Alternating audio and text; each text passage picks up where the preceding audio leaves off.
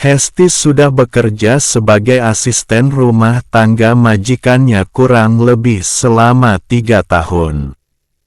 Selama menjadi pekerja itu, ia tidak tinggal di rumah majikannya, melainkan pulang pergi dari rumahnya yang jaraknya jauh.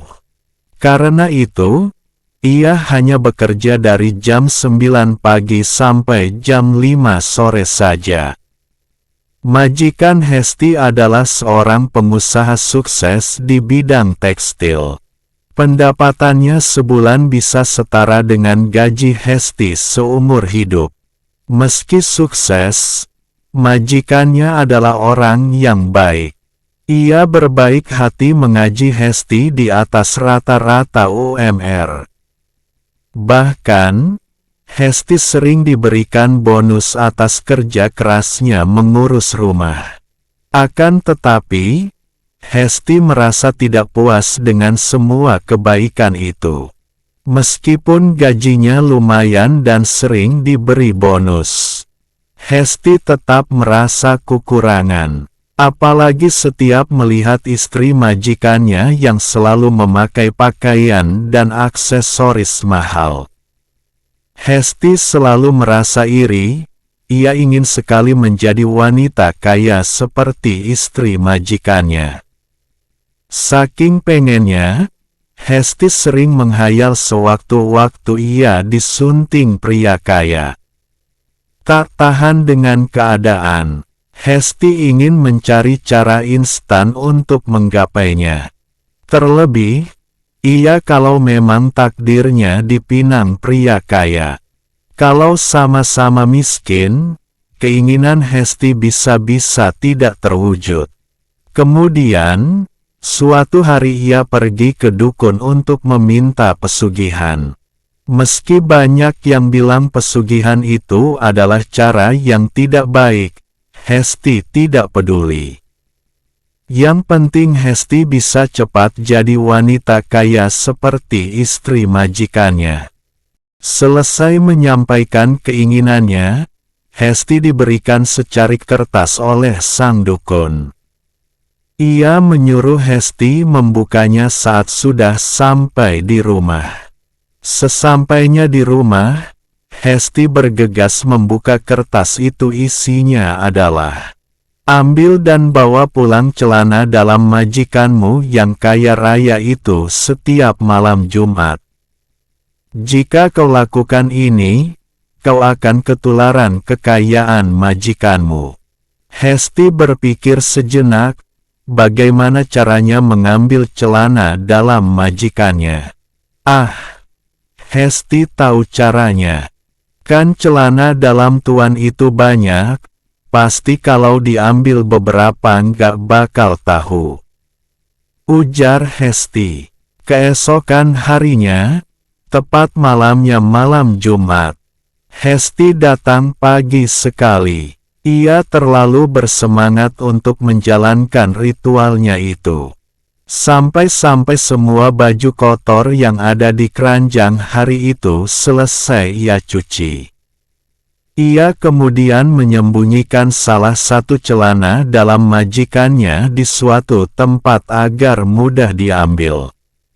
Setelah selesai mencuci, Hesti mencari cara agar ia bisa berada di rumah ini sedikit lebih lama untuk menjalankan ritual itu.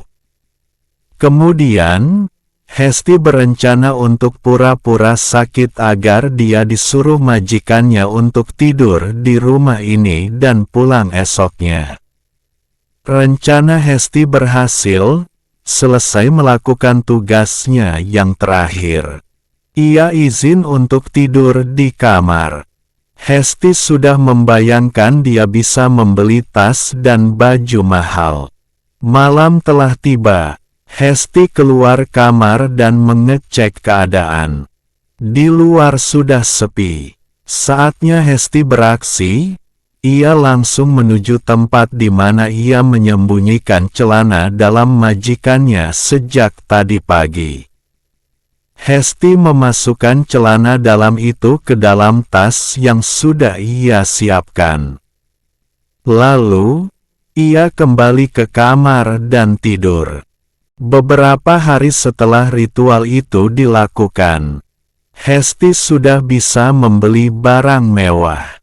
Celana dalam yang ditaruhnya di rumah itu yang membawa keuntungan ini. Karena rumahnya yang jauh, majikannya tidak tahu kalau Hesti diam-diam menjadi orang kaya dadakan. Apalagi ketika kekayaan itu berasal dari mencuri celana dalam majikannya. Ritual itu akhirnya rutin Hesti lakukan hampir selama 3 bulan. Dan selama itu, Hesti sudah menjadi orang kaya sungguhan. Meski begitu, Hesti masih bekerja di rumah majikannya karena ia masih membutuhkan hubungan kekayaannya. Tapi, suatu hari, ada kabar buruk. Pabrik tekstil yang dimiliki oleh majikannya tiba-tiba bangkrut. Majikannya terpaksa menutup usaha itu dan menjadi pengangguran. Ia kemudian menggunakan uang tabungannya untuk memenuhi kebutuhan hidup. Semakin hari, majikannya belum bisa mendapatkan pekerjaan baru, alih-alih membangun usaha seperti sedia kala. Uangnya semakin lama semakin menipis untuk membayar hutang.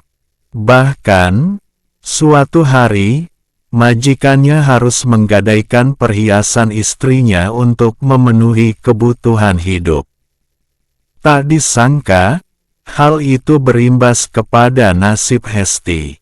Uang yang ada di rumahnya tiba-tiba berkurang jumlahnya. Karena itu, Hesti terpaksa menjual tas dan baju mahalnya. Kini uang Hesti dari hasil pesugihan juga semakin menipis. Hesti heran, kenapa hal itu bisa terjadi. Apa mungkin ketularan yang dimaksud dukun itu adalah segala nasib yang menimpa majikannya? Belum selesai Hesti menerka hal yang terjadi, tiba-tiba dia mendapat telepon dari majikannya kalau ia terpaksa diberhentikan. Majikannya bilang kalau ia sudah tidak sanggup menggaji Hesti lagi karena alasan finansial. Setelah menutup telepon, Hesti buru-buru mengecek uang pesugihannya. Ternyata di sana sudah tidak ada apa-apa.